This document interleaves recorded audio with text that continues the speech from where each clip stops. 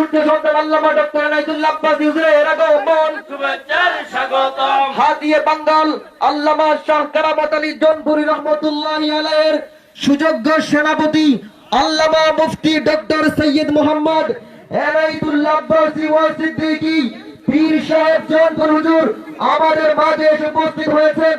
আমরা সকলে হুজুরকে তাকবীরের মাধ্যমে বরণ করে নিচ্ছি।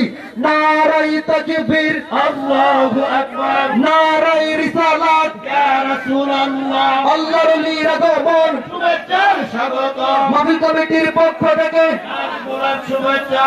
নারায়ে তাকবীর, আল্লাহু আকবার, নারায়ে রিসালাত, ইয়া রাসূলুল্লাহ।